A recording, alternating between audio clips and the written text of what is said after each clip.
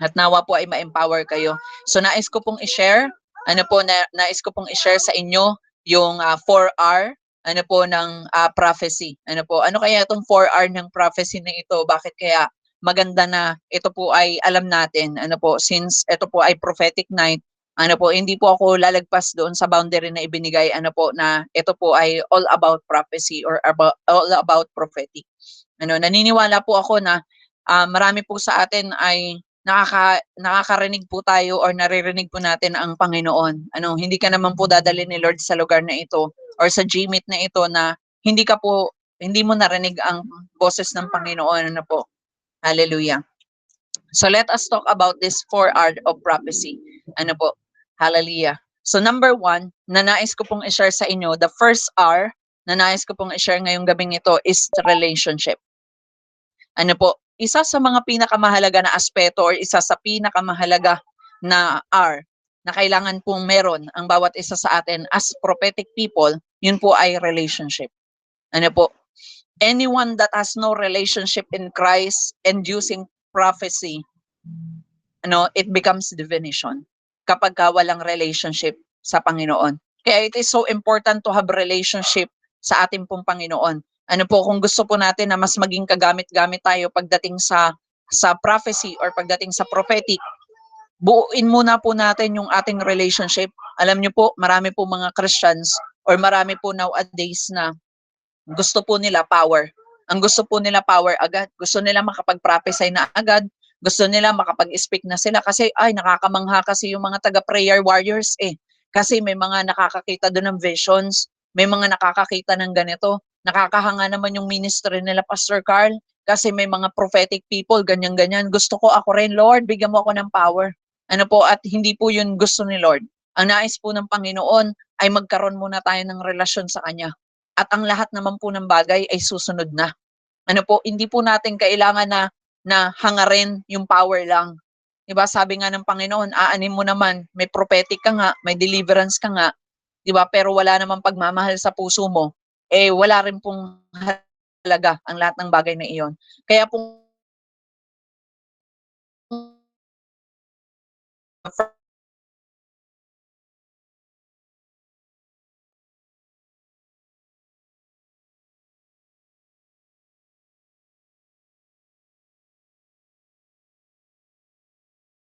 first R,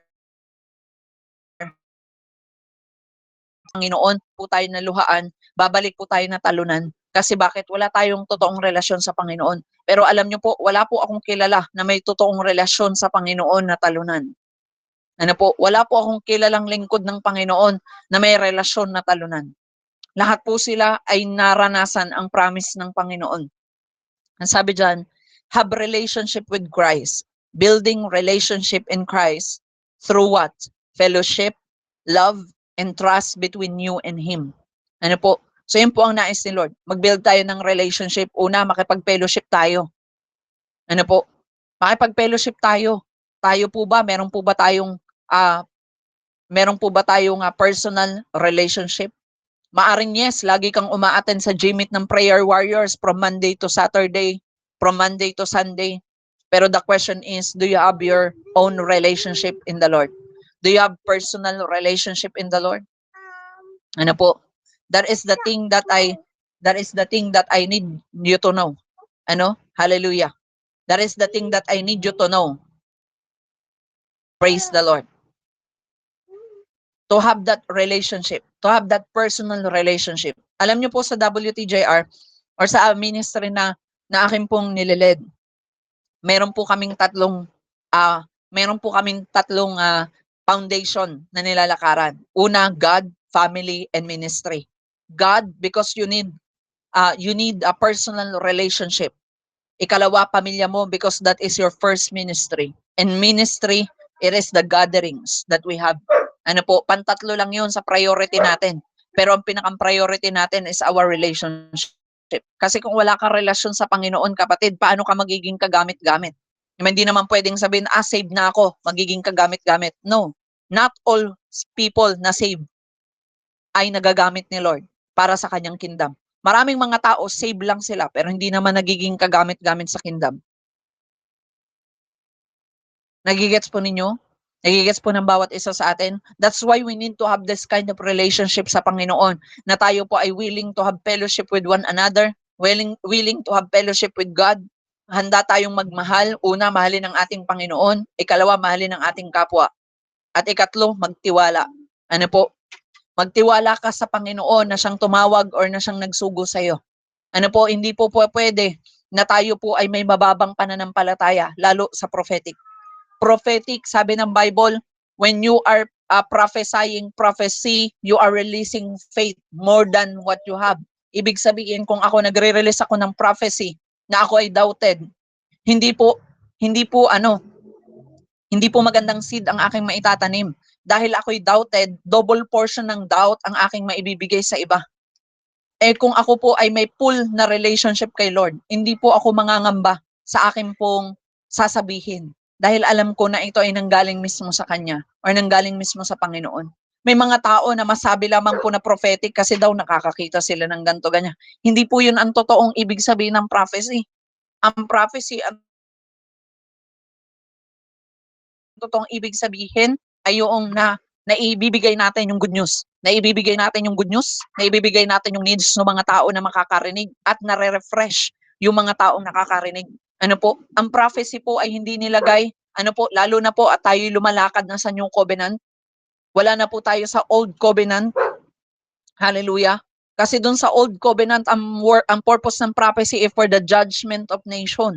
Kaya po, mga kapatid, hindi po porket prophetic tayo, lahat na po ng maisipan natin ay sasabihin natin, the Lord is saying to you na maghihirap ang pamilya mo. The Lord is saying to you na this, in this, in this. The Lord show me, the Lord show me. Nako, maging maingat po tayo when we are releasing prophecy. We are in the new covenant. Ang sabi ng Panginoon, preach the good news. Ano po, ang prophetic ng mga nasa new covenant ng Panginoon, simula nung napako, namatay, at muling nabuhay ang Panginoong Jesus, hindi na po ito for judgment. It is for the good news. Nagigets po natin, ang purpose ng prophecy in our times today is for the good news of the gospel, not for judgment. Kaya nga ako'y natatawa dun sa mga tao na wala nang ibang sinabi kung hindi judgment. Sila daw ay mga propeta, sila daw ay prophet, sila daw ay prophetic people, puro judgment, judgment. Di ba? Wala na magandang sinabi, lahat na lang ay judgment. Pero hindi ko rin po sinasabi sa inyo na ang totoong prophecy ay maganda lamang ang sasabihin. What I am telling is the good news of the gospel. Na yung mga tao, hindi porket pinakita sa iyo ng Panginoon na makasalanan sila, ang sasabihin mo, the Lord is saying to me, i-judge na ang pamilya mo. Pinakita sa iyo ni Lord yung mga kasalanan na meron sila for you to be able to share to them na kahit anong higpit or kahit anong lalim, anong pula ng kasalanan mo, may kapatawaran. Nagigets po natin? Alam nyo, as a prophetic people, in my ministry, in 7 years of my ministry experience in prophecy, I saw a lot of things na nakakita na ako ng mga kasalanan, nakakita na ako ng mga bagay na yan, pero nalaman ko na ang purpose pala nun, bakit ko nakikita yung kasalanan ng isang tao, hindi para i-judge siya. Nakikita ko ang purpose ng kasalanan na yon para siya po ay i-redeem ng Panginoon. Alam nyo, nag-aaral na po kami ngayon sa aming Bible school. Ano po, nasa chapter 8 na kami, chapter 9 if I'm not mistaken, which is soteriology. Ano po, the doctrines of salvation.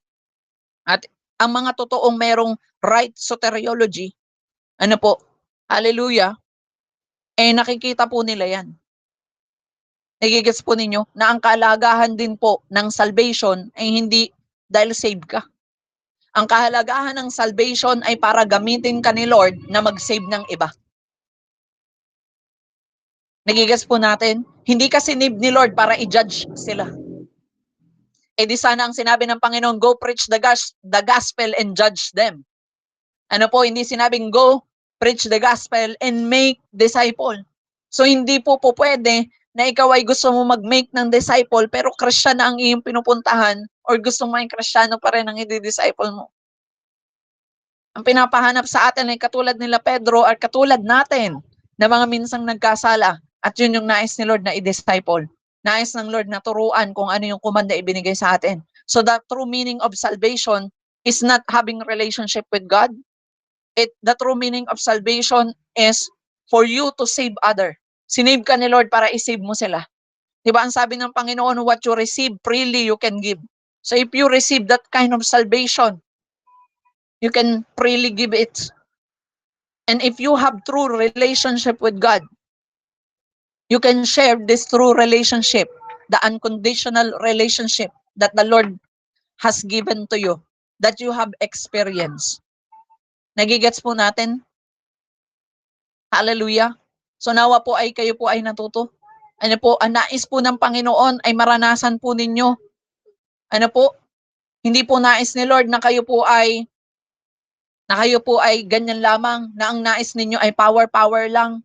Kahit saan pong larangan, kahit sa deliverance, importante yan. That is the first R of deliverance, relationship. Kasi ang sino mang walang relasyon sa Panginoon, they have no authority to cast out demons. Ang pagka-cast out ng demons ay hindi lang po sinasabing in the mighty name of Jesus. Ganon din po sa prophetic. Hindi palaging the Lord says it.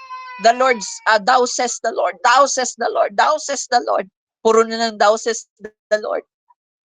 Pero the question is, do you really know that if you have true relationship in Christ, you know the word and the spoken word? Hallelujah. Sa mga tao na na-experience na marelesan ng prophetic word through this ministry that I have, ano po, sa mga taong na-meet namin personally, they experience how prophecy moved. May mga pagkakataon pa nga before na yung mga taong alam na kami ay nasa prophetic, ayaw nila na makapag-meet sa amin. Sabi ko, bakit? Kasi po, pastor, baka may makita po kayo. So, ibig sabihin, guilty ka pa. Diba? Ang sabi ng Bible, hindi ka naman matatakot sa authority if you have no sin. But if you fear to face authority, meaning you are hiding something that you need to remove because it hinder the relationship of you in the Lord. And sabi dito, knowing more of His Word. Hindi lang po basta aalamin ang salita ni Lord. Kailangan po i-apply mo ang lahat ng mga naintindihan mo. Ano po, hindi po sapat na i-understand lang natin or aalamin lang natin ang salita ni Lord para malaman ang iyong relasyon kay Lord. Imagine nyo, kaya nga sinabi ng Panginoon di ba? Many people will call me Lord, Lord. I cast out demons, I heal the sick. Pero anong sabi doon? Diba? Hindi sila kilala ng Panginoon. It is because they have no relationship. Maaring yes, nakakapag-deliverance ka because you are gifted. Maaring yes, nakakapag-prophesy ka because you are gifted prophetically. But the main question is, do you have relationship in the Lord?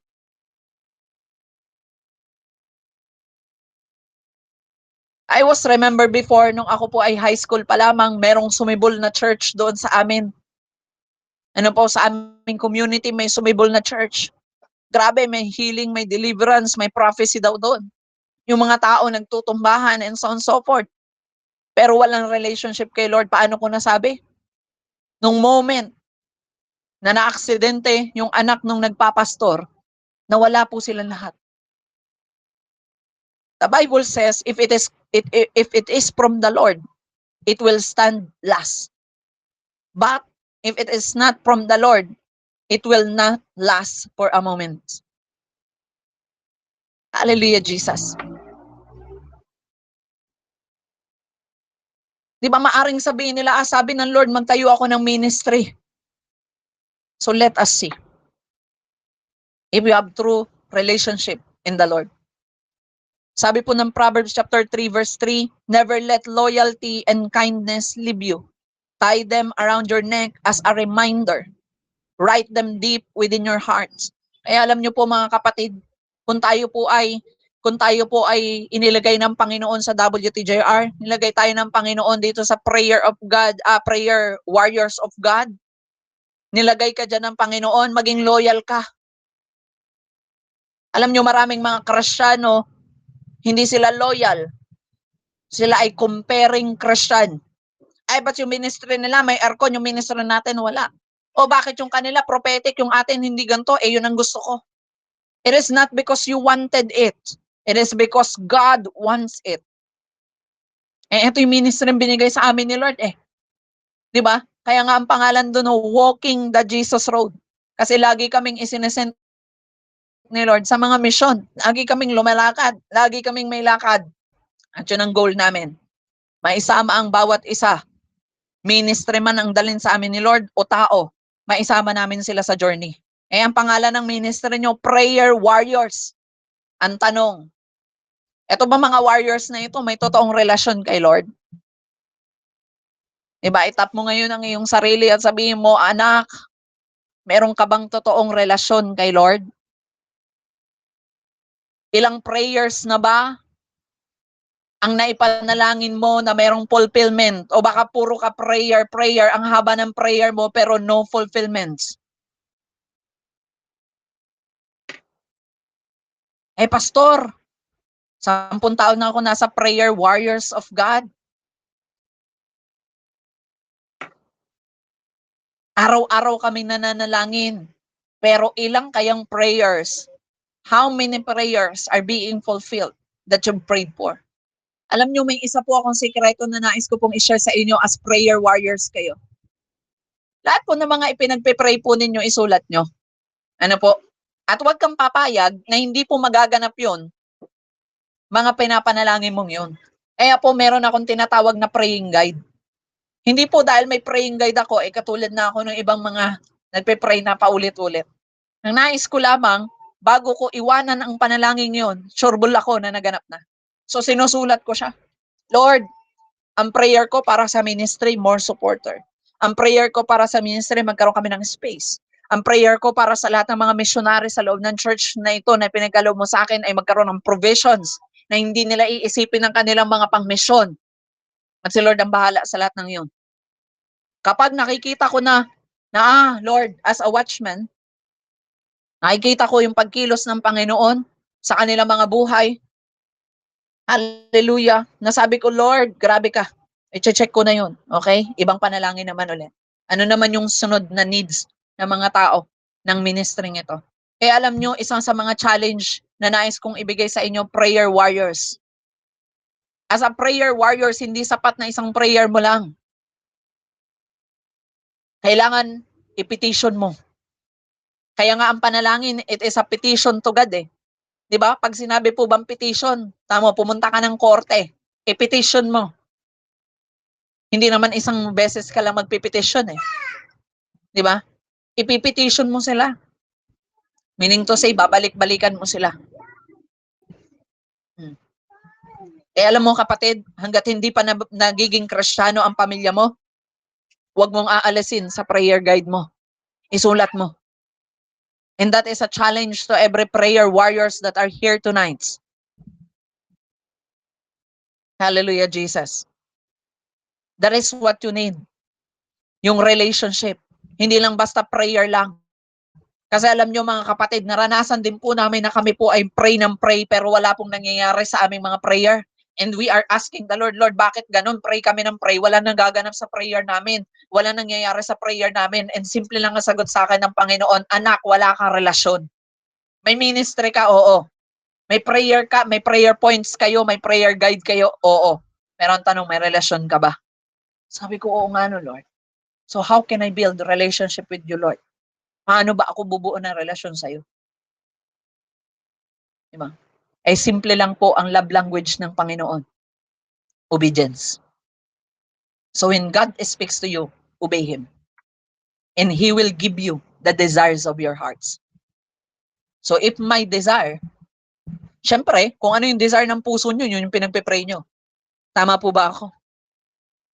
Whatever the desires of your heart, that is the first priority of your prayer. The greatest desires of my heart, Pastor Carl, is to lead my family into Christianity. Kaya yun ang nauuna. Kaya ang prayer mo agad, Lord, tinataas ko po ang nanay ko, ang tatay ko, ang ate ko, ang kuya ko, ang mga tsuhin, lolo, lola, ang lahat ng aking mga kamag-anak, Lord, i-encounter mo sila na maging Kristiyano sila, Panginoon, hanggang sa bago pa man sila, Panginoon, mawala ng hininga. Nais po namin, Panginoon, rarabashia, larabababashaya. Nagigets po natin. So, obedience. Learn to obey and to obey and to obey unto the Lord. And allow God na siya na ang baala. Ano po? At malalaman niyo po ang katugunan ng Panginoon. Malalaman mong ikaw ay may relasyon sa Kanya kapag naganap na sa iyo yung principle ng Panginoon. Ano po? Na hindi niya po yung gagawin dahil ikaw po ay mabuting tao. Gagawin niya at ibibigay niya yung desire ng puso mo, yung mga pinapanalangin mo because anak ka niya and because you have relationship with Him.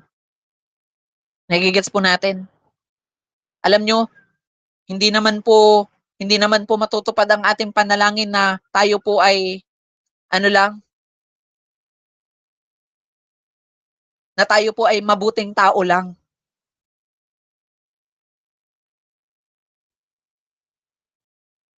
Ano po? Nandoon, given, na kailangan maging mabuting tao. Masabi ng Bible, the prayer of the righteous, ano po, ay madaling marinig ng Panginoon. So, we need to be a righteous man of God. Hindi dahil sa ating actions, but because you have relationship with God. Tingnan niyo po si Pedro. Si Pedro bilang apostol, hindi naman po siya laging tama. May mga panahon na si Pedro ay nagkakamali or nagkamali. Pero imagine the relationship of Peter to Jesus. To the point na minsan pwede natin questionin bakit kaya si Pedro pa ang binigyan ng supernatural anointing. Samantalang nandun naman si John, nandun naman si Thomas, nandun naman yung ibang apostoles. Hallelujah. Eh kasi doon sa question ni Lord, di ba? Na-discern ng Panginoon yung puso ng mga apostol nung tinanong niya,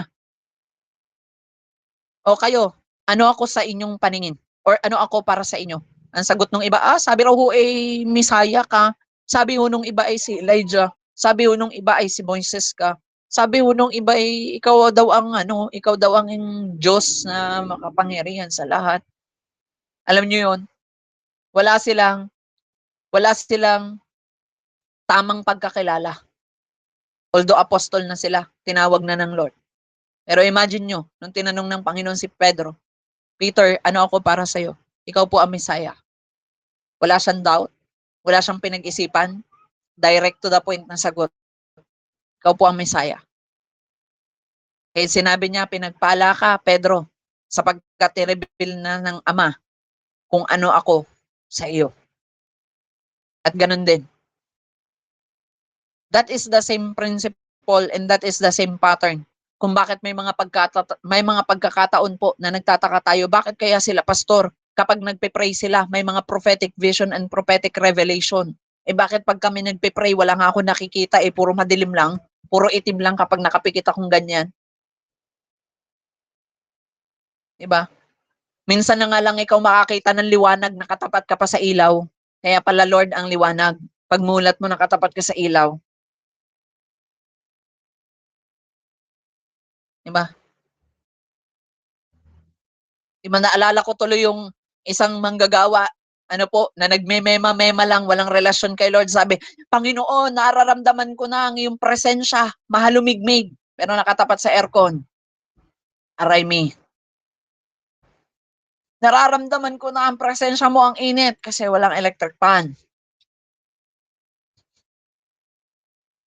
But if you have true relationship in God, hindi ka nakadepende dun sa panlabas na nararamdaman mo, hindi ka nakadepende sa pagpapala. Maganda man o hindi ang nangyayari sa buhay mo, kapag ikaw ay may totoong relasyon kay Lord, alam mo kung saan, hanggang saan ang boundary mo. Bakit may mga pagkakataon na may mga tao na hindi na nga maganda ang nangyayari sa kanilang buhay, pero masaya pa sila at nagpupuri pa sila lalo kay Lord. Ibig sabihin, may totoong relasyon sa Panginoon. Alam nyo, malalaman ninyo kung kayo po ay may totoong relasyon kay Lord, kung paano po kayo mag-respond sa negative na bagay. Ang sabi po ng Thessalonian, rejoice always. Ang tanong, nagre-rejoice po ba kayo always? Good and bad? Bad and good? Hindi. Tuwing good lang, pastor. Tuwing may pagpapala lang. Doon lang kami nagiging rejoicing. Pero kapag masama na yung nangyayari or hindi na maganda yung nangyayari, wala ka ng pambayad sa tubig, ilaw, kuryente, wala ka ng pambayad kay Judith, di ba?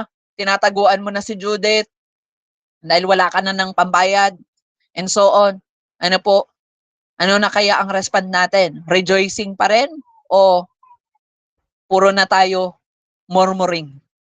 Ano ba naman yun, Lord? Akala ko pa naman kapag naglingkod na ako sa iyo, magiging maganda na ang aming buhay. Kasi ang pangako mo, Jeremiah 29:11, for I know the plans I have for you. Lord, bakit ganito yung plano mo? Na-question na natin si Lord. We are like the Israelites. And sabi ng Panginoon, sabi mo, papalayain mo kami, pero dinala mo kami sa wilderness. Pero hindi pa kasi tapos ang Panginoon meron pang promised land. Hallelujah. Kasi gusto po ng Panginoon na makarating yung mga Israelites sa promised land, hindi dahil promise niya ito, kundi deserve sila na makarating doon. At alam niyo ho ba, na marami pong Israelites na inilabas doon sa Egypt ang hindi nakarating sa promised land? One proof, noong time na sila po'y sumamba sa mga Diyos-Diyosan, sila po'y kinain ng lupa, yung kalahati o yung iba ng mga Israelites. Hindi na sila makarating sa promised land. Nilulun na sila ng lupa because that is the consequences of their idolatry. Nung time na nagkaroon ng maraming mga ahas doon, di ba? Dahil sa sobrang galit ng Panginoon. Ngayon si people of God, maraming beses.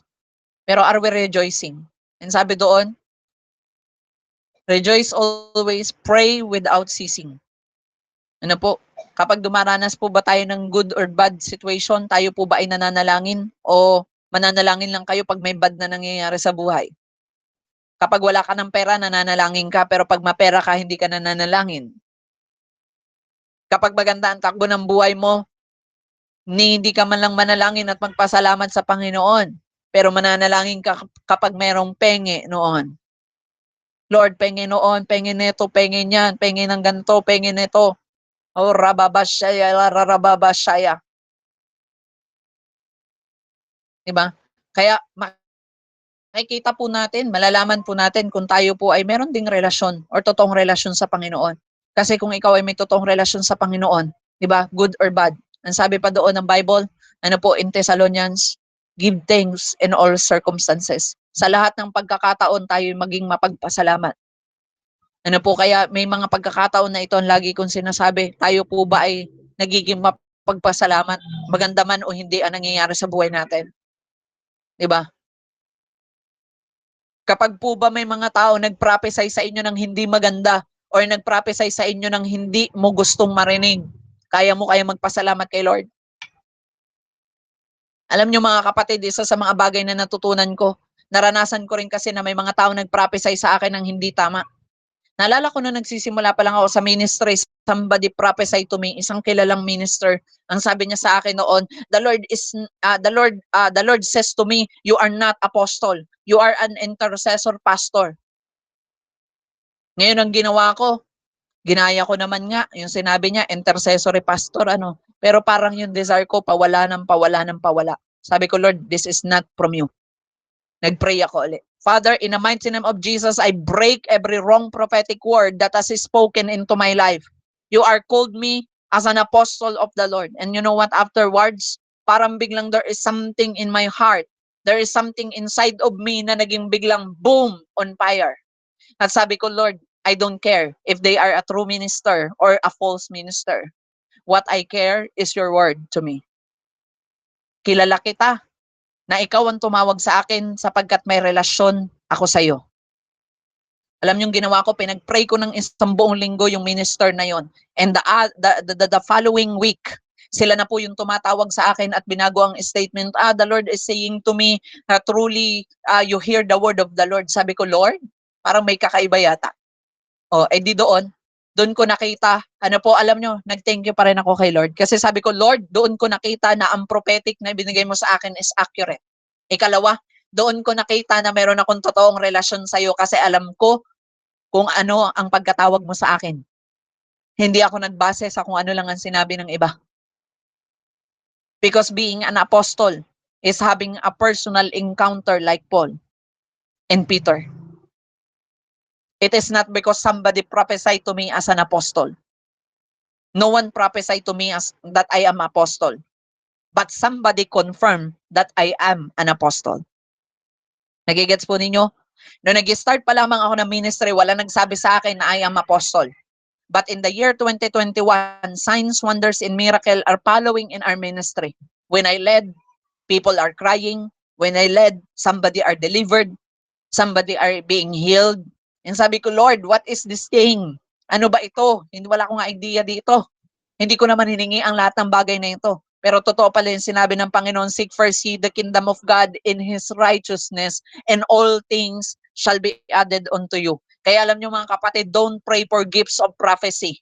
Have relationship in Christ and prophecy will come to you without anything na mahirapan ka. Are you with me?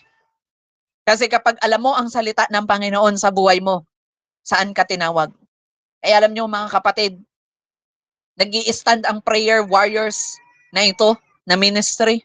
Dahil yung leader nyo, alam niya kung ano ang salita ng Panginoon na binigay sa kanya. Hindi ito mag-i-stand kung hindi niya alam kung sino yung karelasyon niya. Hindi ito mag-i-stand ministry na ito at hindi tayo mag-meet ng 2026. Hindi tayo mag-meet mga kapatid. If that person who led this ministry has no relationship, baka matagal na kayo nabuwag. Baka matagal na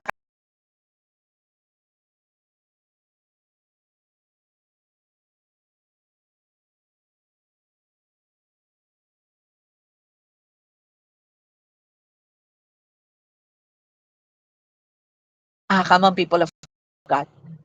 So ibig sabihin, the leader that you have, sabi ko nga nung nakaraan, ang leader nyo hindi perpekto. Huwag nyo siyang tingnan because of perfections. Maaring yung leader mo magkakamali. Maaring sis Beverly, maaring may makapagsalita siya sa inyo ng hindi maganda, hindi mo magustuhan, masaktan ka. Pero don't look at your leader as perfect one. Hindi siya naging leader kasi perfect siya. Naging leader siya kasi tinawag siya ni Lord sa pagiging leader. Nagigets po ninyo? At katulad mo, katulad ng mga leader na nandito ito sa ministering ito, maring iba't iba man kayong church, kapatid, ito lang ang sasabihin ko sa inyo. Hindi ka naging leader kasi tinawag ka. Hindi ka naging leader kasi mabuti kang tao. Naging leader ka kasi tinawag ka ng Panginoon. Siya nag-assign sa'yo. Ibig sabihin, kung tinanggap mo yan ng buong puso na mag-lead, maging leader, sumunod sa Panginoon, ibig sabihin, alam mo ang salita ng Panginoon na iyong sinundan. Kasi marami po ako mga kilala, I have this story, noong 2023, marami po mga tao nagsabi sa akin na kapag ko nagsabi ako, Pastor Carl, I am a revivalist of Christ. Sabi ko, Amen. Pagdating ng 2024, parang Lord, can you please revive them? Kasi yung mga nagsabi revivalist, wala na, umalis. Hindi na revivalist, alis na lang. Year 2024, nag-boom ang revival. Lahat revival minister. Lahat deliverance minister. Sabi ko, Lord, nasa na naman kako yung mga mga nagdi-deliverance at mga nag-aano na to, ba't nawala na naman? Year 2025,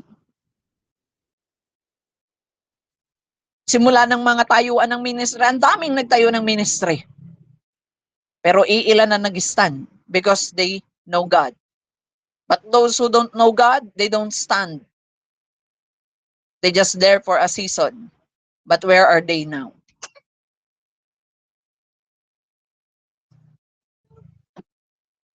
This year, 2026, there's a lot of prophetic conferences. Ngayon, ang dami na naman prophetic conferences. Ang dami na naman mga fivefold conferences. But the question is, do they raise a prophet? A prophet of good news and gospel? Or they are all a prophet of judgment? Yung Pilipinas ganito. Diba? Ngayon, may mga kumakalat na naman ngayon. I saw in my vision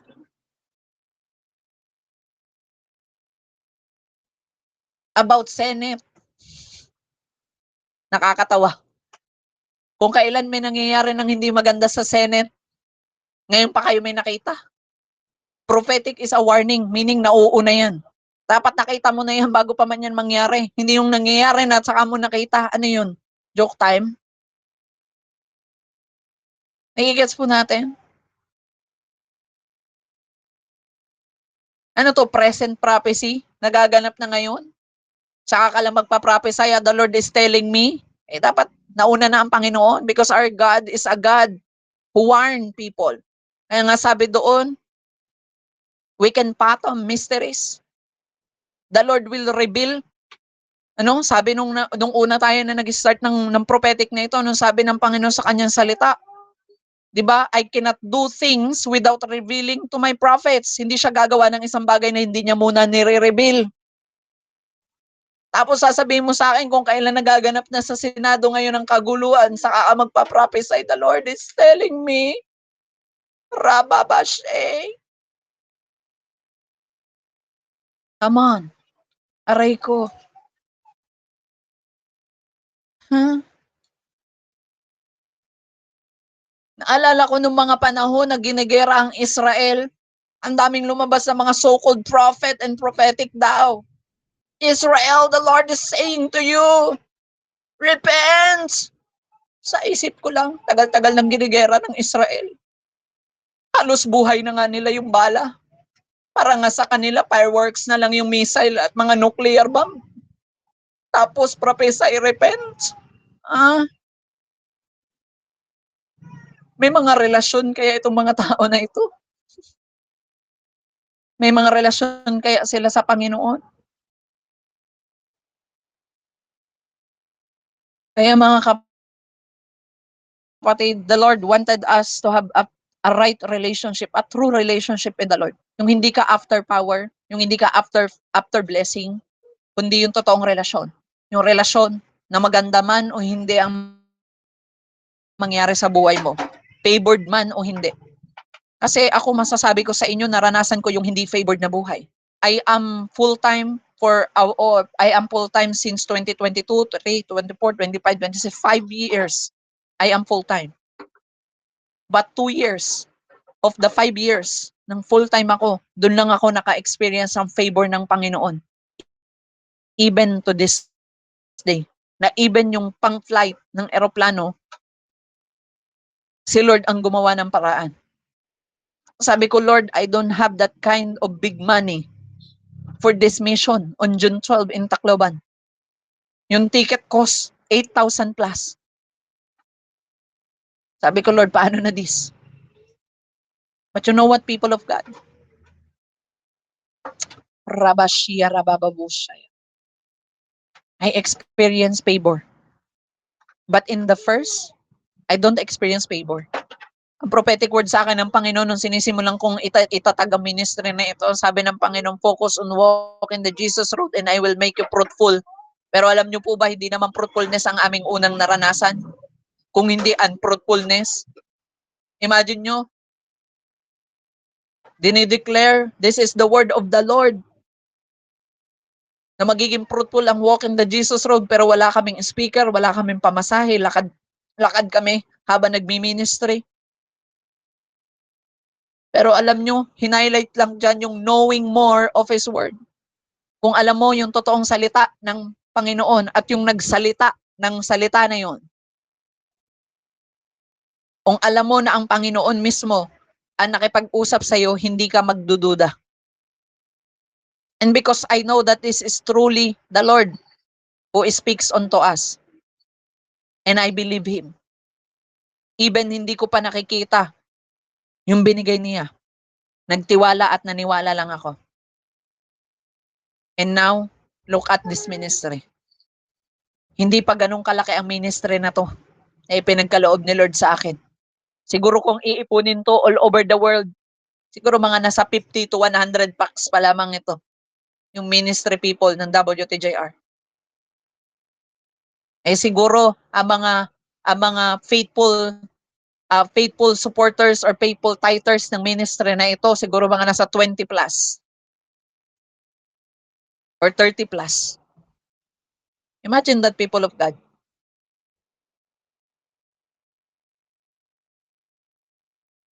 Hindi namin kaya makipagsabayan sa mga multitude, kaya nilang mag-business class ng airplane. Pero because I have this relationship, because we have this relationship, alam natin kung sino nag-speak. Na pag sinabi niyang dadaling kita dyan, dadaling ka niya. Hallelujah, Jesus.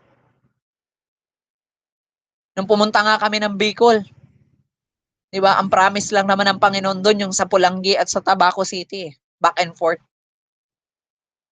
Pero hindi kasama doon yung pagpunta namin ng ano, hindi kasama doon yung pagpunta namin ng Sangay, yung pagpunta namin ng Panganiban, hindi kasama doon yung pagpunta namin ng Kapalonga,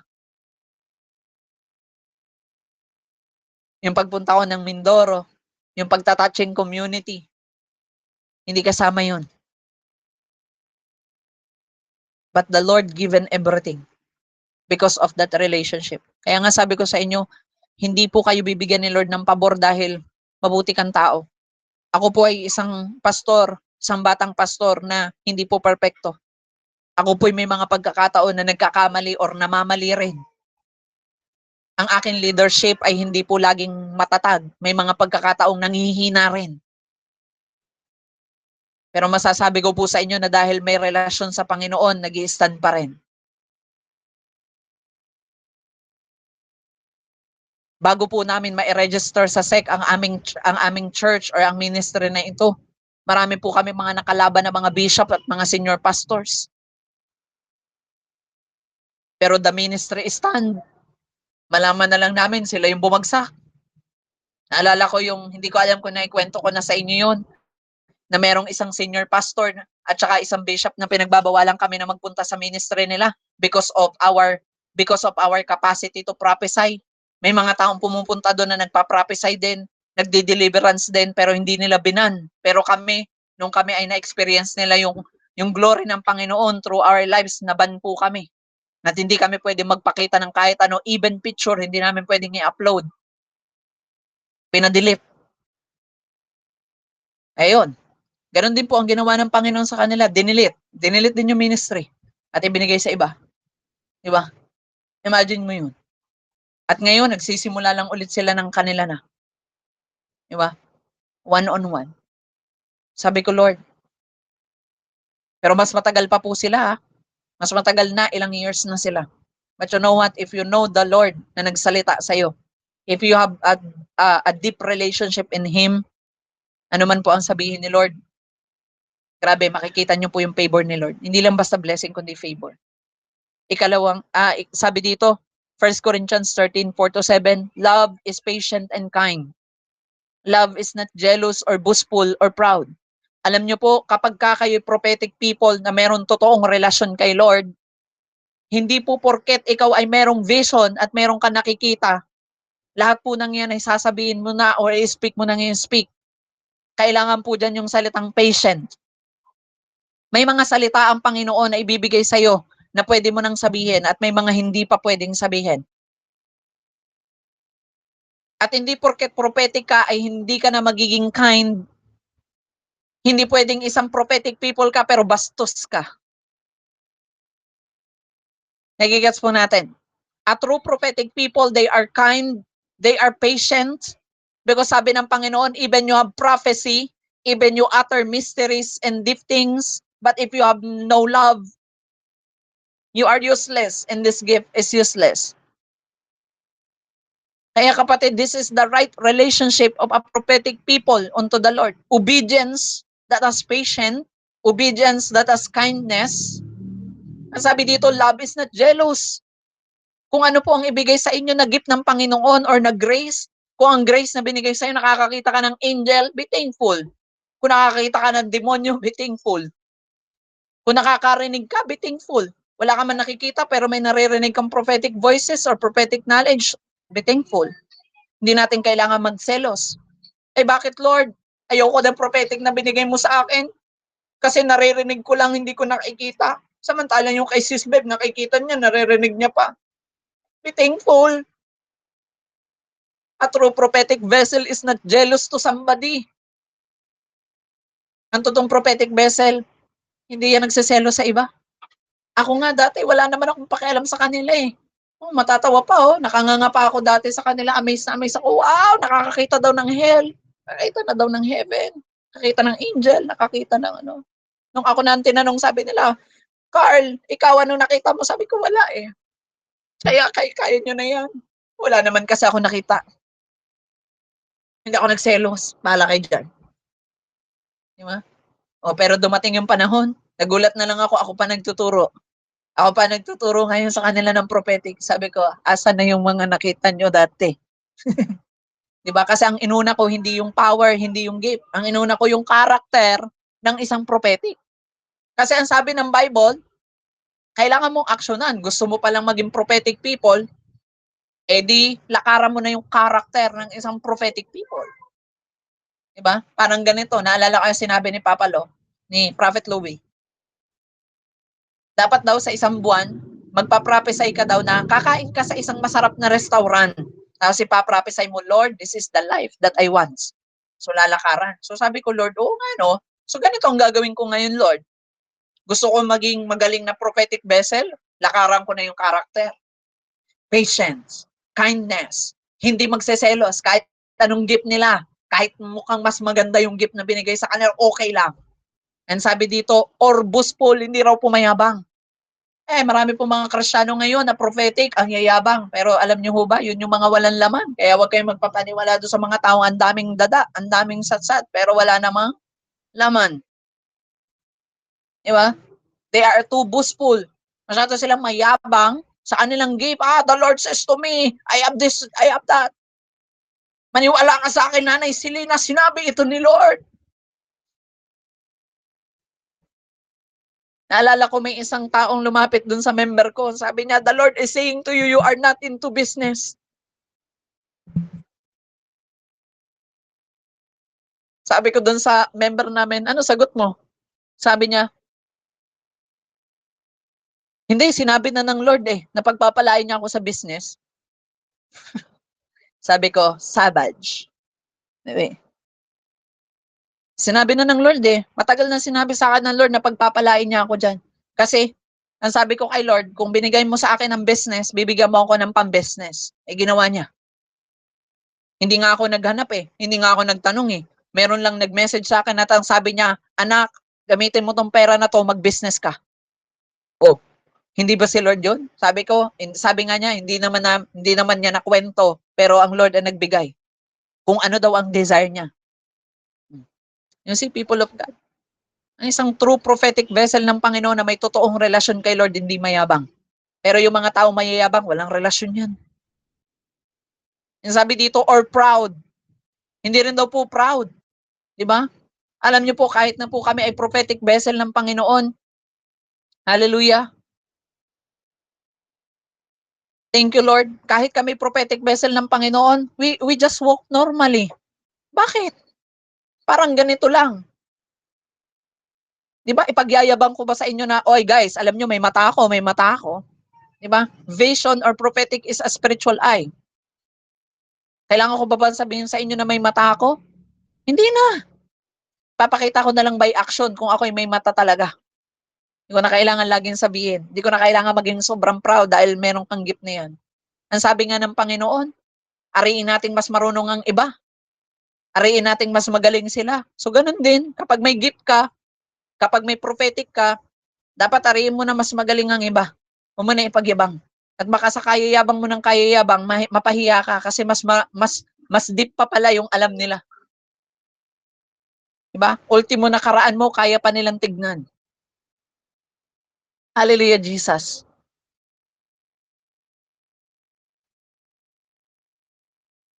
Kaya nga may mga pagkakataon minsan, kayo, sobrang amazed na kayo kay Kuya Yo. Kasi nakakakita siya ng mga deep things.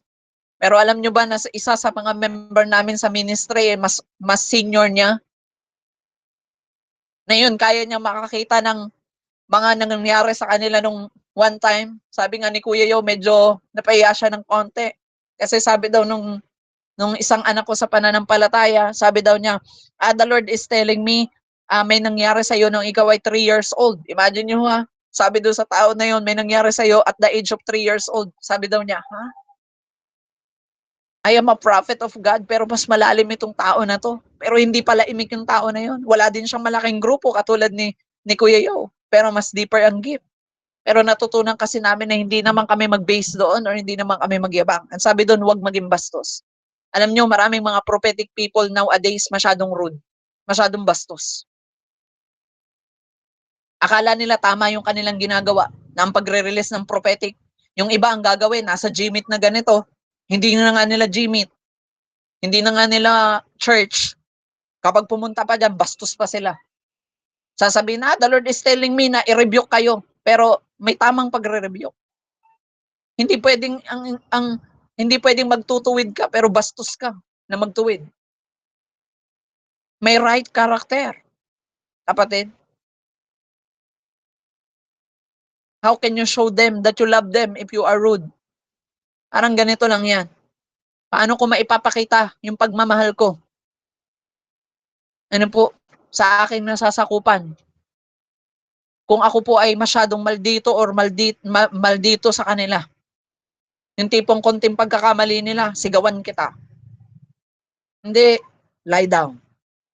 Self-control. Remember, that is the fruit of the Holy Spirit. Self-control.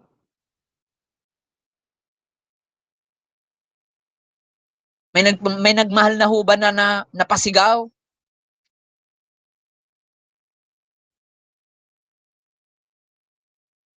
Oy, Ate Christina, mahal na mahal kita. Pero sigaw ka, no? Yeah. 'Di ba? Yun yung false sight ng pagmamahal. 'Di ba? Yun yung minsan natuturo ng marami sa mga anak nila eh. Nagbatuhan ng tasa, kaldero, plato. Nung tinanong ng anak, bakit po kayo nagbabatuan? Hindi, nagmamahalan lang kami ng nanay mo. Ganyan kasi kami magmahalan. Di ba? Di ba? Ganyan kami magmahalan. So sa ministry, hindi dapat ganon. Ano po? Hindi dapat batuhan sila ng Bible verse. This is the word of the Lord. Ay tayo dyan. Di ba? Bastusan. Gagamitin nila yung salita ng Panginoon, babatuhin yung kabila. Yung isa naman, babato na naman. The verse na ganito. Ito ang sinabi. Huwag mong husgahan ang hindi mo. Sabi naman ng isa. The Lord is saying, open rebuke is better than secret love. Bato uli yung isa. Patay tayo dyan. Tapos yung mga member mo, mga nakatingin lang, is this the love of God? Ito po ba yung pagmamahal ni Lord? Parang ayoko na. Parang ayoko na. Sige po, lilipat na lang po ako ng church. Nakakatakot po dito sa church niyo. Di ba? Ganito po pala magmahalan dito. Nakakatakot, nakakapanakit. Di ba? Sige po, bye-bye. Lilipat na lang po ako ng church kasi mapanakit yung pagmamahal nyo. Di ba? And sabi dito, it does not demand its own way. Ano po? Ang prophecy, hindi po porket yun na po ang nakita ninyo, yun na po yun. May mga pagkakataon na ipapakita sa inyo ng Panginoon yun, pero may mga pagkakataon din po na hindi yun mismo ang magaganap. Maaring like for example, katulad nun, I have this testimony of that vision. May pinakita sa akin ng Panginoon na kailangan kong ipanalangin yung tao na yun kasi mamamatay na siya. That is what I saw. But the moment I approach that person, sabi ko sa kanya nun, ipagpe-pray kita. That person says, ayoko. Okay na ako, ayoko. Sabi ko, Lord, okay lang ba yun? Sabi mo sa prophetic, ipanalangin ko siya, tas ayaw niyang ipanalangin ko siya. And then the Lord explained to me, na anak, not all the times that you saw these things, yun na yun. Sometimes it is change. Prophecy is meant to warn people. Sometimes I show you things in advance for you to be able to understand. Natuto po kayo mga kapatid? Meron po ba tayong natutunan? Hallelujah. Kaya po, ang prophecy, hindi po siya nagde-demand ng kanyang sariling way. Hindi po porket ito yung way na pinakita ni Lord. Nanay Silina, sabi ng Panginoon sa akin, magpe-preach ka daw sa bus. OFW ka, paano mo gagawin? Tapos DH ka, domestic helper ka. Pastor Carl, paano naman ako magpe-preach sa bus? Bahay lagi yung katapat ko dito, kaldero, plato, yung amo ko. Paano pala yun? Sag-preach ka, no? Nag-prophesy ka, no? Sis Beb, sinasabi ng Panginoon, magpe-preach ka daw sa jeep. Nakatira ka sa US, wala naman jeep doon. Kailangan ko bang umuwi ng Pilipinas para mag-preach sa jeep? Oh, you see, people of God, sometimes vision doesn't demand its own way. Minsan may mga pagkakataon na hindi natin lang naiintindihan kung anong nais ng Panginoon. At hindi rin porket ito yung alam mong way kung paano mangyayari yung vision na yun, ayun na. Diba, alam niyo po sa buong team ng WTJR, may mga ganyan din po kaming senaryo. May mga taong nagsasabi sa akin, ito yung sinabi sa akin ng Panginoon pa, kasama natin si ganito, kasama natin si ganyan. Pero hindi sila sumunod kay Lord. Sabi ko sa kanya, don't be sad. Sometimes, kahit na yan ang pinakita ng Panginoon, may free will pa rin tayo kung paano tayo pipili. Hindi porket nakita mong kasama natin siya doon, ay pipilitin mo siya kahit ayaw niya. Hindi. It doesn't demand your own way. It demands God's way. Nagigigets po natin? Hallelujah. May mga pagkakataon nga na nakita na namin sa vision na itong mga ito ay magigaling na leader eh. Pero naging leader na sila, nagligwak pa eh. Diba? Sabi nga nila, Kuya Yo, naanod. Nabuslot daw nabuslot sa tulay, naanod. Wala sa paglilingkod. Kaya sabi diyan, it is not irritable. Ano po? So ganun din. Kasi nga po, ang basis po ng prophecy ay pagmamahal. So ibig sabihin, ang prophecy hindi siya nakakairita or hindi rin irritable. Merong mga so-called prophets and prophetic people, magpa-prophesy na nga lang irritable pa pag hindi mo nasunod. Nagagalit. Diba? Hindi ganun. Love is the base of prophecy. Allow the Lord.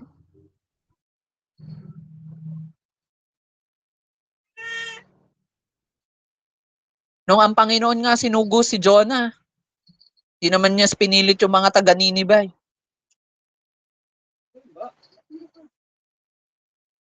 Ang sabi niya lang, pag nagbago sila, ligtas. Pag hindi, patay. Diba? Ang sabi dito, and it keeps no record of being wrong. Kapag po yan ay nanggaling sa Panginoon, ang prophetic na yan, hindi po yan basta-basta magkakamali. It will never be wrong. A prophetic that comes from the Lord, it will never be wrong. Parang hindi mo lang siya na-realize agad-agad, pero darating ang panahon that you will realize it is right. Ang sabi dito, it does not rejoice about injustice. At ang totoong prophetic people, hindi po natutuwa dahil po may hindi magandang nangyayari sa kapwa. But rejoices whenever the truth wins. Pero mas tuwa sila kapag ang katotohanan ang nananalo at nagaganap. Sabi dito, love never gives up. At ganun din po ang prophetic. Hindi po yan nag-give up. Kapag na-release na ang prophetic, it will never give up. At sabi ng Panginoon, ano man ang salita niya, hindi po yan babalik sa kanya ng void. Sabi doon, never loses faith. Ang prophetic people, hindi po nawawala ng pananampalataya. Kasi sabi nga ng Bible, double portion of faith ang kanilang inire-release. Yung sabi dito, always hopeful. Lagi may pag-asa. Kaya alam nyo kapatid, kung yung mga nagpa-prophesy sa inyo, hindi naman po nagbibigay pag-asa, kundi nagbibigay stress, hindi po nanggaling sa Panginoon. Diba? Na nanggaling kay Lord ay hindi nagbibigay ng stress. Hallelujah. Nagbibigay pag-asa. Ang prophetic na nanggaling kay Lord, hindi nagbibigay ng pangamba, kahit gaano pa ka-tragic. Hindi po yan nagbibigay ng negative, kundi nagbibigay ng positive outcomes. And sabi dito, and endures through every circumstances. Kahit anong mangyari, prophecy stands. Number 2 na R, na pinakamahalaga, repentance. Sabi dito, confession. It is the most important. Kapag ang isang Kristiyano hindi repented ang heart pero prophesy ng prophesy, corrupted ang prophetic. Kaya minsan maguguluhan ka. Nag-prophesy sa iyo pero mas magulo pa siya sa prophetic word. Alam mo yon? Naka-enter na po kayo ng ganon, nag-prophesy sa iyo pero mas magulo pa siya doon sa prophetic word. Wala ka rin naintindihan. Ano daw? Kasi naka-in order, out of order. Di ba? Lord, parang kailangan mo siyang ayusin. Kasi ang gulo ng prophecy niya, mas magulo pa sa buhok niya. Di ba? Mas magulo pa sa mukha niya. May mga na-encounter na po kayong ganon? Hindi mo magets? Yung parang sasabihin na, oo, yes, yeah. Kasi sobrang gulo nila mag-prophesy. Kasi bakit yung heart nila hindi naman repented? Diba? Eh sa sarili nga nila, doubted na sila. Ano pa kaya yung prophecy nila? Diba sabi dito, it is a door for clear vision. Ang repentant heart, it is a door for a clear vision and dreams. And sabi dito, and other work of the Holy Spirit like healing and deliverance. Alam niyo po, ang repentance, ito po ay base. Ganon din po sa healing at deliverance.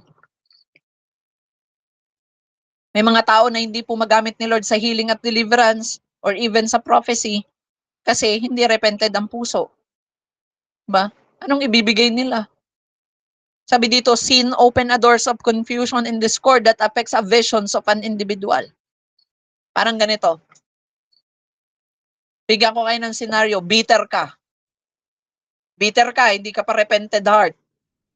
Lahat ng vision na ibibigay sa'yo ng Panginoong pang-bitter interpretation. Hindi siya better interpretation, siya ay bitter interpretation. Ang pait mo to eh. Nakakagusto mo ng mukha ang mga vision mo, mas magulo pa sa'yo.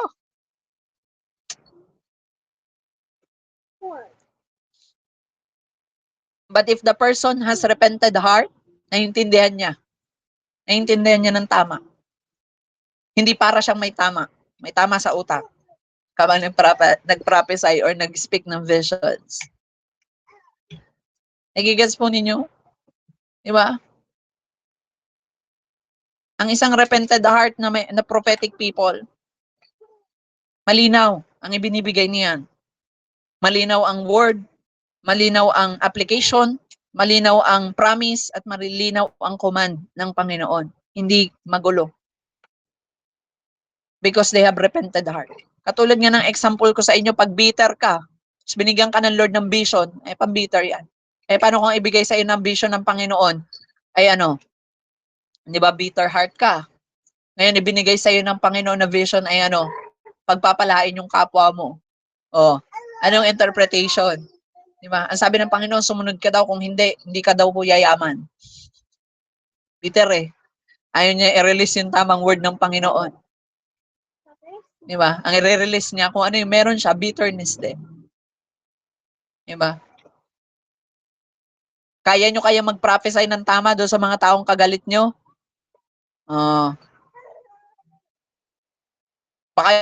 Baka mamaya, dahil kagalit mo, ang i-prophesy mo, lahat ng interpretation mo, judgment, ano. Hindi, sinasabi ng Panginoon, magbago ka na. Eh, kasi galit ka doon sa tao eh. Hindi, sinasabi ng Panginoon, masyado kang bungangera, palengkera, abusada. Bahala ka na. Di ba? Bitter heart eh. Di ba? Eh, kung repented heart. No, may dadala niya pa yung kanyang kagalit or yung mga dati niyang nakasamaan ng loob, madadala niya sa paglilingkod.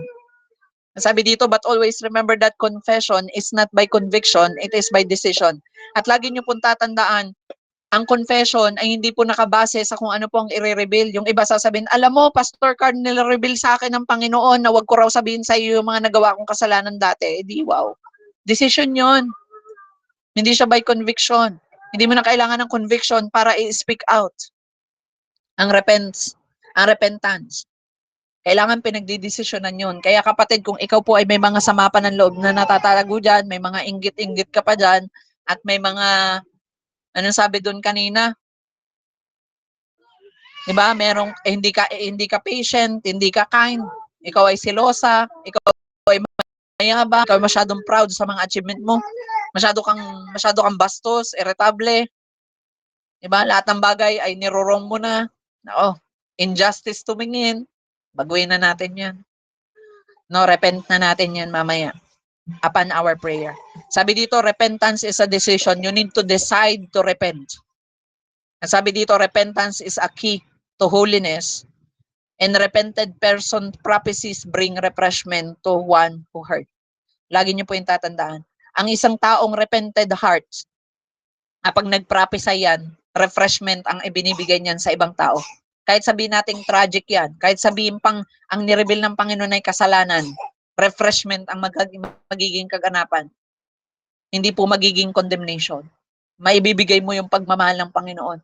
Marami na po akong encounter na mga tao. Marami na pong umiyak sa harapan ko na naprophesy na the Lord is telling you these things. Kung ginagawa mo pa ito ngayon, kapatid, sinasabi ng Ama natin sa langit, pinapatawad ka na niya at ayusin mo yan. Iiyak na lang. Kasi they felt the love of God. Pero hindi nila naramdaman yung condemnation kahit ganun pa yung sinabi ko. Nagigets po natin. Sabi ng Acts chapter 3, verse 17 to 20, friends, I realize that what you and your leaders did to Jesus was done in ignorance. But God was fulfilling what all the prophets have foretold about the Messiah, that he must suffer these things. Now repent of your sin and turn to God, so that your sins may be wiped away. Then times of refreshment will come. Ano po? If the Lord shows you about other sin, because gusto ng Panginoon na ma-refresh sila, hindi i-condemn sila. Nagigets po ninyo? Nire-reveal po ng Panginoon sa inyo yung mga mali ng ibang tao, hindi para i-condemn sila, kundi para i-refresh sila. Because sabi ko nga kanina, salvation is not because you judge. Hindi ka sinave para i-judge or mag-judge. Hindi to liga. Na kaya ka pinapuntay para maging judge. Binigyan ka ng Panginoon ng salvation para i-save mo rin yung iba. So pinapakita sa iyo ng Panginoon yung mali nila, hindi para i-judge sila, kung hindi itama or iayos sila. Pero paano mo sila itatama? Hindi mo lang sasabihin, tuturuan mo sila kung paano yung tamang action so that they may be refreshed. Ang sabi dito, from the presence of the Lord, not your presence. Sila ba ay naging repentant heart because of God's presence or dahil takot lang sa'yo? Eh kasi kapag nakita mo, dinadaragan mo ng mata, ano? Sabihin mo na yung pagkakamali mo. Pag hindi mo yung sinabi, naku, sinasabi ko sa'yo, pabuta ka talaga ng impyerno, naku! Bilisan mo na, mag-repent ka na. Walang ganon. Magre-repent yan. Pero hindi refreshment. Kinabahan lang pala kaya napasabi na, opo, ito na nga, amin na eh. Sorry Lord, nagkamali po ako. Sobrang takot pala sa'yo. In your presence, not the presence of the Lord. Diba? Nagkaroon na ng fear of man, pero walang fear of God.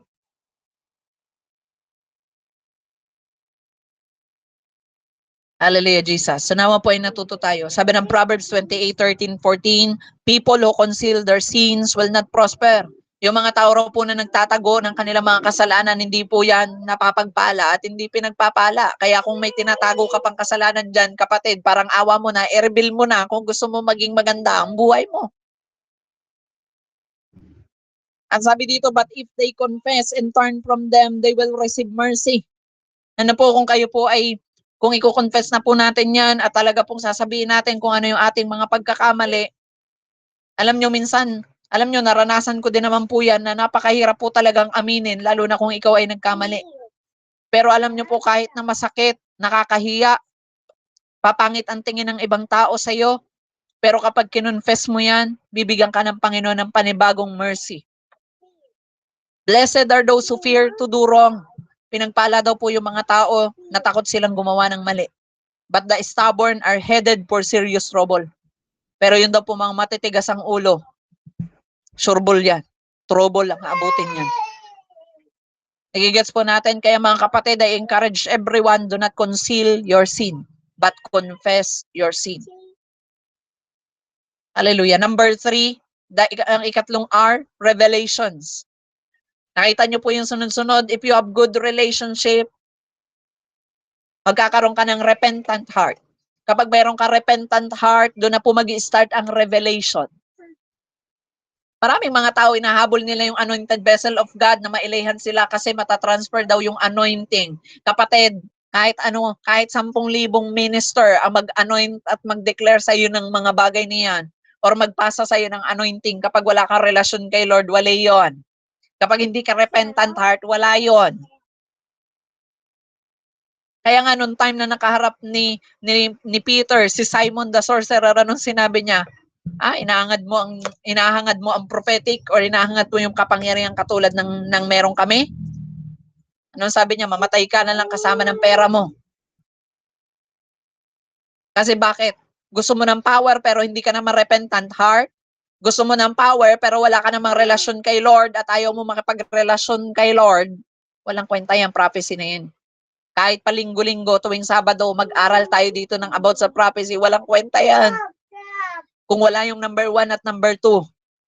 Kasi ang number 3, kusa yan sa mga taong repentant heart at kusa yan na ibinibigay sa mga taong may relasyon sa Panginoon. And sabi dito, truth stands and lies don't last. Anointing teaches us or teaches you all things about Him so you may know it is real and not counterfeited. Alam niyo po kung kayo po ay totoong merong prophetic anointing, tuturuan ka niyan. Pero yung counterfeited, yung anointing na sinasabi niya, wala yan.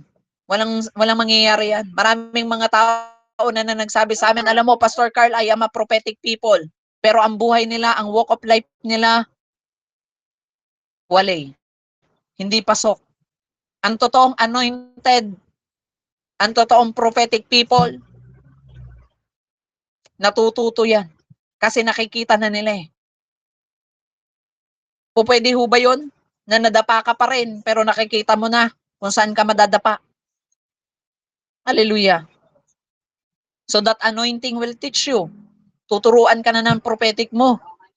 Dahil prophetic ka, tuturuan ka na niya kung paano mo maintindihan ng bagay. Paano mo i-apply ang bagay and so on and so forth. Nagigets po natin? Sabi dito, a counterfeited revelation always put blame or focus to other. Yung mga so-called prophetic na yan na counterfeited, lagi na sinisisi yung iba. Lagi may turo sa iba.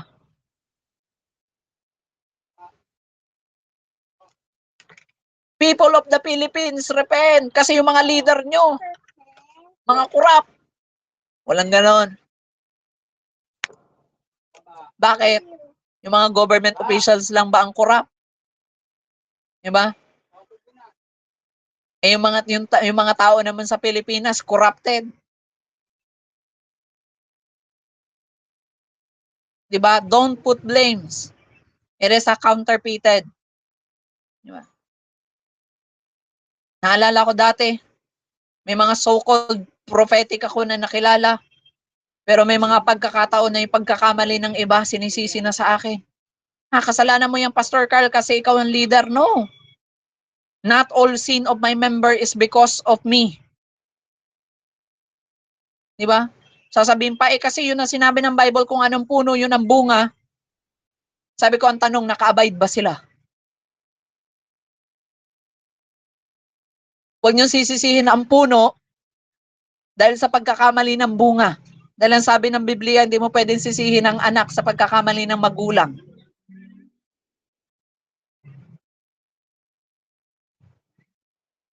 You see?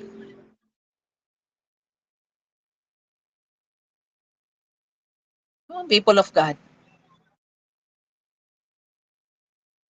Alala ko may mga tao na nanggaling sa ministry namin, hindi maganda ang ginagawa, sasabihin nila, yan, false kasi yung ministry ni Pastor Carl. False ministry kasi yan. Mga false prophet kasi yun nandyan. Lalo na yung Renyar na yun. False prophet yun.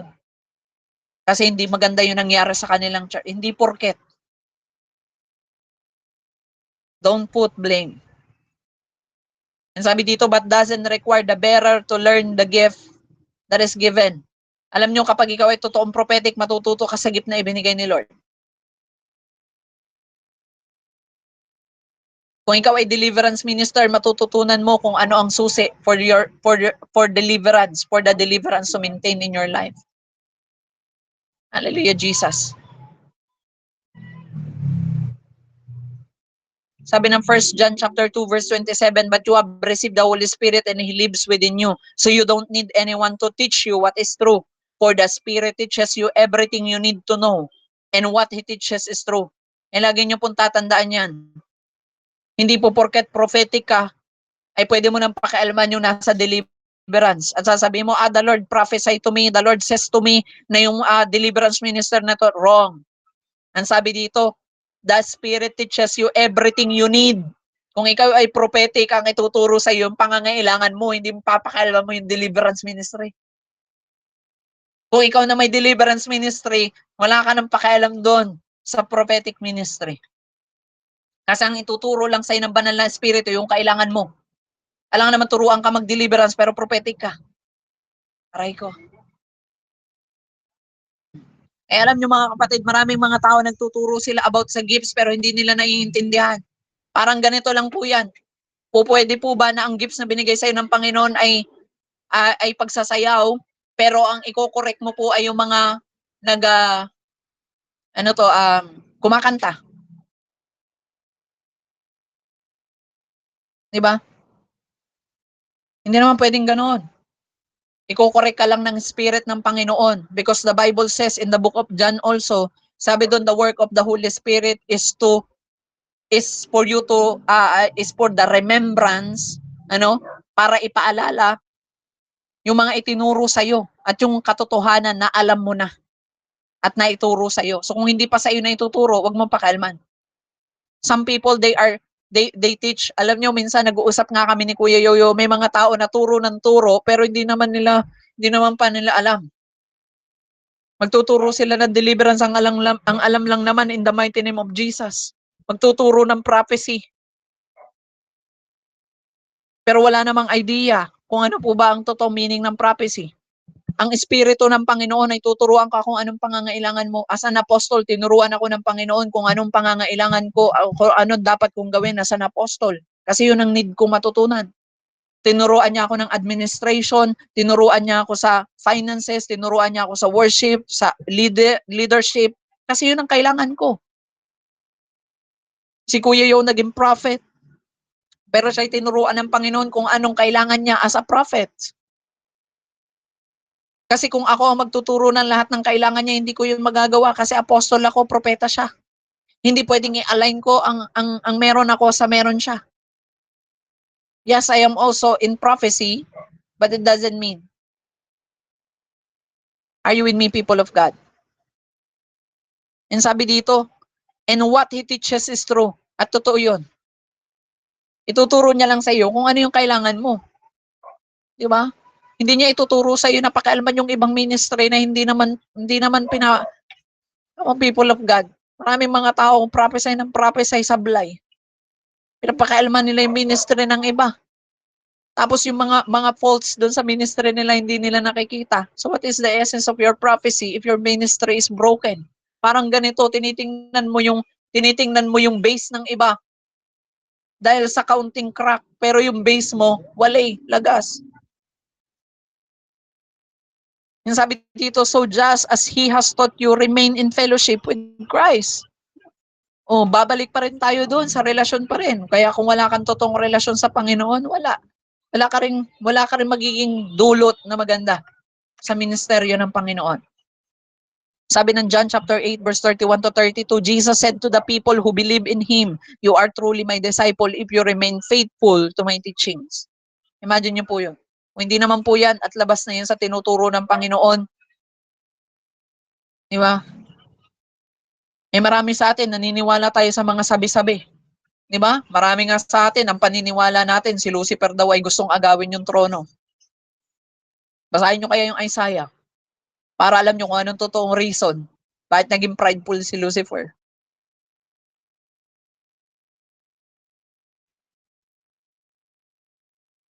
Di ba?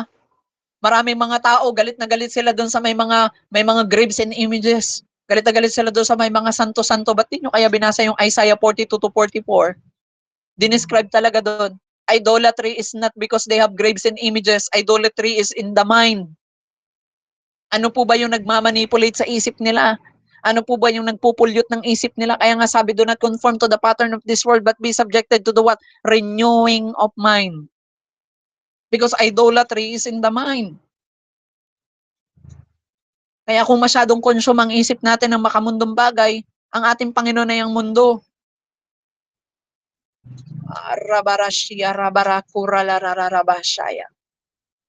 Are you with me? And sabi dito, and you will know the truth and the truth will set you free. Kapag nalaman nyo po ang katotohanan, mapapalaya kayo. Maraming tao preach lang ng preach, pero ang tanong, katotohanan ba yung ipinipreach mo? Kasi kung katotohanan yan, ang makakarinig niyan lalaya. Alam niyo maraming mga tao preach ng word ng Panginoon, pero walang right revelation, kaya sa halip na lumaya, mas lalong lumala. Sa halip na na-set free, lalong na bandage. Aray ko. Kasi ang itinuturo nila sa kanilang mga member, oh, kapag may mga ano dyan ha, yung may mga picture dyan ni Papa Jesus, at saka yung may mga Maria-Maria na yan ha, idolatry yan. Ako, huwag kayong sasama sa mga taong yaan. Hmm. Baka mamaya marami pang Catholic yung ligtas kaysa sa inyo. Because nung nasa Dunkin Donuts ako, I I I have this encounter na nagpapatugtog ako na ng worship song at may mga taong pumunta sa akin nang sabi nila doon, ang ganda naman ng music mo. Sabi ko, Christian po kayo? Sabi niya, I am a Roman Catholic. Sabi ko, talaga po? Pero alam mo, ang sunod na sinabi niya, doon ako na-amaze. But I don't believe to graves and images. We worship the God. Sabi ko, kasi sabi niya, dahil nabasa ko doon, na ang totoong pagsamba ay hindi naman dahil dumapa-dapa ka dyan. Ang totoong pagsamba ay yung sinamba mo siya in spirit and in truth. Sabi ko, nakaka-amaze naman itong mga to. And sinabi niya, alam mo, nak, sa bahay namin, nagpe-fellowship kami, nagbabasa kami ng Biblia. Yun. Yes, totoo po yan. Baka nga po mas marami pang Catholic people ang ligtas kaysa sa ating mga so-called Christian na masyado tayo naging bastos, masyado tayo naging ano, nakita mo lamang na may nakasabit na rosary sa bahay, dinidemonize mo na agad, aray ko. No, not all.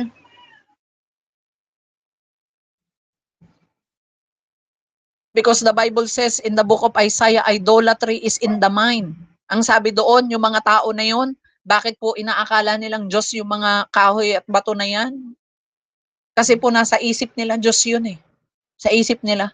Kaya alam niyo po, doon ko po na-notice as a deliverance minister, ano, sabi ko, okay, alam ko na kung saan ko sila i-breakdown. Hindi ko sila i-breakdown sa kanilang nalalaman. I-breakdown ko sila sa kanilang isipan. Yun yung babaguhin ko. I-change ko. I-ask ko kay Lord na tulungan ako na i-change yung mind nila na this is the true living God that we are serving. Naalala ko nung time na pumunta kami ng Aroma doon sa Bacoor, Cavite. Ipinaintindi ko lang po sa kanila na hindi po dahil sa ganyan tayo na hindi po dahil sa ganyan tayo gumagaling, kundi sa ating pong pananampalataya. Subukan niyo pong manampalataya ngayon. Isang tabi niyo po muna yan. Alam niyo po, pinagaling sila ng Panginoon, magnana yon. Isa, nakulam daw yon. Tapos yung ikalawa, sumasakit yung tagiliran niya. Alam niyo po ngayon, hindi ko po sinabing tanggalin nila ang kanilang mga graves and images sa bahay. Sila na po ang nagtanggal. Inalis na po nila.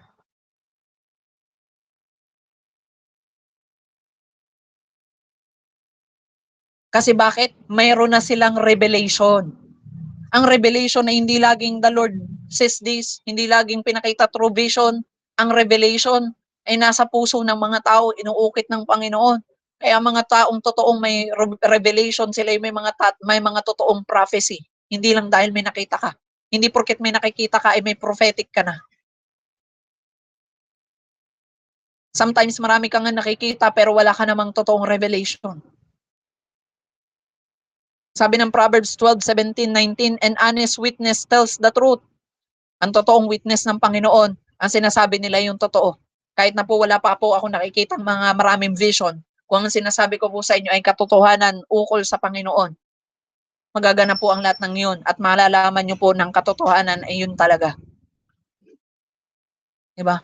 Sabi dito, a false witness tells lies. Diba? Alam niyo po, kung hindi ko po na-experience sa mga bagay na ito, hindi ko rin po ito ma-share sa inyo kasi magiging sinungaling ako dito. Nasasabihin ko sa inyo, ito yung ganito yung prophecy pero hindi naman pala totoo. Some people make cutting remarks but the words of the wise bring healing. Imagine niyo po yun. Kung ako po ay totoo, ang mga salita na lumalabas sa aking mga labi, ito po ay magbibigay ng kagalingan sa inyo.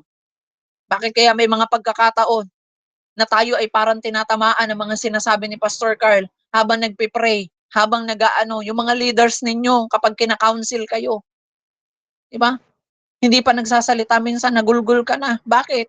Because you know that when they speak, it brings healing to your soul. It brings refreshment. Ano po?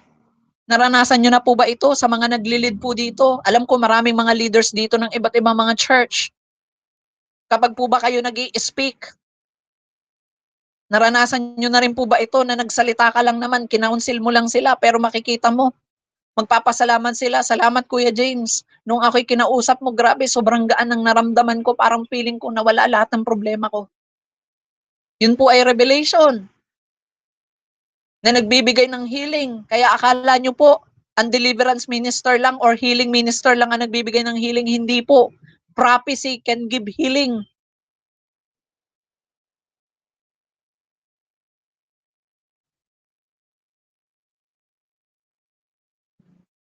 Imagine, in the Bible, what brings Naaman healing? It is a prophetic word. Yung centurion soldier, ano po ba ang binigay ni Lord doon? Prophetic word. Sige, dahil nananampalataya ka na sa isang salita ko lamang ay gagaling yung servant mo, sige, umuwi ka na, magaling na siya. Prophetic word, but it brings healing. You see, people of God, kaya alam nyo mga kapatid, kahit na may sakit ka ngayon, kapag i-declare sa GMIT na ito, I declare that you are healed in the mighty name of Jesus with all your faith. Kapag pinaniwalaan mo yung katotohanan ng salitang yun na ikipinagaling na, mararanasan mo na totoo pala yung sinabi ni Pastor Carl. Truthful words stand the test of time, but lies are soon exposed. Alam niyo po kung totoo po ang ating pong mga napapag-usapan, di ba? Pagdaan ng mga panahon, malalaman niyo po ang katotohanan nito. Di ba? Naalala ko yung sinasabi ni Ate Kelly, yung lagi niyang itinetestify, ano po, na yung mga natutunan niya dito, ina-apply niya sa grupo niya at ngayon po ay may magandang ginagawa ang Panginoon sa grupo niya. Nakita niyo po yun. It is test in time. Yung katotohanan na narinig mo, nung in-apply mo, nakita mo na, oo nga, ano. Diba, I was remember, nung pumunta ako ng Bicol, may mga pagkakataon doon na na-test yung mga sinabi, mga i-share ko sa kanila. Sabi nun, ang chat sa akin niya nila, Ate Jane, nila Nanay Christine, ako, Pastor Carl, totoo nga yung sinabi mo. Naku, ganun nga ang nangyari. Diba? Pero salamat doon sa tips na binigay mo or sa payo na binigay mo kasi alam na namin kung paano magre-respond. Naalala ko po yun. Ang reklamo nila noon, yung pastora daw nila ay talaga naman nagyayaw-yaw sa preaching. Ano? Kayo! Yeah! Ganyan na. Diba? Pero kasi naunahan ko na eh. Alam niyo yun? Nabigyan ko na sila ng word. Sabi ko, maaring ganyan man ang sabihin sa inyo, pero sabi nga, kung guilty ka, alam mong mali ka. Pero ito kasi yung katotohanan ka ako eh. Di ba? Hindi ka nila pagmamay-ari. Wala nagmamay-ari sa inyo. Kahit sa mga member ng WTJR, hindi ko sila pagmamay-ari. Hindi ko sila pwedeng pagbawalan sa lahat ng bagay. Pero ang katotohanan, ito po ay nag-i-stand. Kaya yung moment na nag-chat sila, alam mo, Pastor Carl, totoo talaga yung sinabi mo. Alam mo po, sabi mo nun, ipag-pray lang namin. Sabi ko, oo, gamitin nyo yan. Di ba? Pangalan ng ministry nyo, prayer warrior, tapos tatabad nyo manalangin. Oh, pray ka, oh. Nanalangin. Sabi nila, alam nyo po, pagkatapos ng prayer namin, bigla pong naglaylo yung pastora. Tapos po biglang naging iba na po yung kanyang sinabi. Ang sabi niya doon, naging mabuti na ang sinabi niya sa dulo. Naging maganda na hindi naman daw pala talaga kami mapipigilan kung yun po ang kalooban ni Lord. O di naintindihan niya. Hallelujah, Jesus. O ngayon, okay naman yung relationship nila do sa pastora nila kahit papaano. Di ba? Kasi darating po yung pagkakataon na kung ano po yung mga kasinungalingan, may expose naman ho yan eh. Lalabas at lalabas po yan. Hallelujah, Jesus. Naalala ko dati, may isang so-called prophet daw. So-called prophet daw, kilala yun ni Sis Beb, pero I don't mention any names. Diba, pinapipray ko na lang yung tao na yun. Ano po, ang dami niyang mga hindi magagandang bagay na sinasabi sa akin. Dumating yung panahon, siya na yung in-expose ni Lord. Bahala ka. Diba, ako, Wala lang ako. Number 4, the last R of prophecy is refilled. Nakita niyo po, kailangan mo ng relationship, repentant heart, tapos ibibigay na sa'yo ng Panginoon yung revelation so that you may be refilled. Ang isang taong prophetic, hindi po yung basta-basta mapapabagsak. Kasi bago pa man dumating ang something, nakikita na nila kung ano yung dapat nilang gawin because it is revealed by God. Naalala niyo po noong time na nagpaplano po si Herodes na patayin yung mga sanggol na bata, nauna na, pinapanaginip na ng Panginoon kay Joseph na alisin doon ang sanggol dahil pinapapatay ang mga bata na ipinanganak sa kapanganakan ng Panginoong Hesus. Nare-refilled na sila. When we heard prophecy, it refilled our soul and spirit. It never quenched soul or spirit of other. Alam niyo po, ang mga totoong prophetic people, hindi po yan nagku-quench ng ibang tao. Nagre-refresh yan or nagre-refill yan ng ibang mga tao. Prophecy is given to us to serve other, not to judge other. Ang prophecy, hindi po binigay sa atin para i-judge sila. Binigay ito sa atin to serve. Sabi din, all the gifts that comes from heaven is given for us to serve other. So we are now living in the new covenant in where we are not commanded to bring judgment like Old Testament, but to bring good news of faith in every people and every nation that we will encounter. Prophecy of the new covenants judges the mind, intention, and heart of a people, not their action.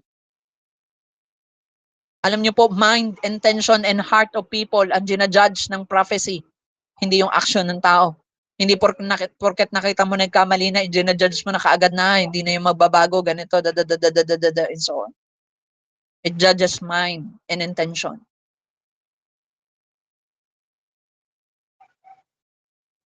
Most important is who are you after you receive spoken word of prophecy. This is the most important. Sino ka pagkatapos mong marinig yung salita o yung spoken word of prophecy? Ikaw pa rin ba ay katulad ng una o katulad ng bago ka na? Alam niyo po bakit nasabi ko that prophecy refilled people? Kasi kung ako man po ay nahihirapan sa buhay kapag na-receive ko yung prophecy ng Panginoon and I believe on it, I will be refreshed. Sabi ng 1 Peter chapter 4 verse 10 to 11, as each has received gift, use it what to serve one another. As a good what is steward, not a judge, but a good steward to serve other. Whoever speak as one who speak oracle of God. Kung ginagamit ka ng Panginoon to speak prophetic word for other people to refill them, so be it. At sabi dito, kung ginagamit ka ng Panginoon to serve naman, then allow the Lord to use you in service to refill other. Nandun ang glory nun, kung saan ka nilagay. Kung nilagay ka as prophetic people, then prophesy unto them. If the Lord place you to serve, kung nilagay ka ng Panginoon para mag-serve ka. Nandun yun. Ito ka lalago. Mansinin niyo. Yung mga leaders ng Walk in the Jesus Road, nilagay ko po sila kung saan sila nararapat ilagay. Kung hindi ka naman para sa prophecy, kahit prophetic ka, hindi kita dyan nilalagay. Kung ikay para sa mga bata, ilalagay kita dyan. Oh, nakita nyo, lumalago na yung aming kids. Ang aming kids na inaalagaan ay more than 30 na mga bata.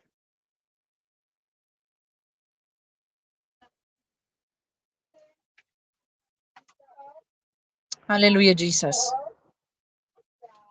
And sabi dito, whoever serves as one who serves by the strength that God supplies, in order that in everything God may be glorified through Jesus Christ. Ang totoong prophecy, it glorifies the Father, not reverse. Ang totoong prophetic people, hindi po sila naghahangad na mag-glorify ang kanilang pangalan.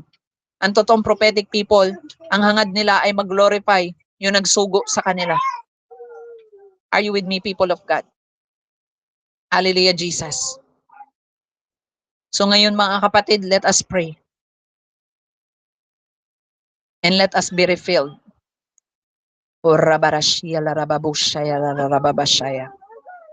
Thank you, Jesus.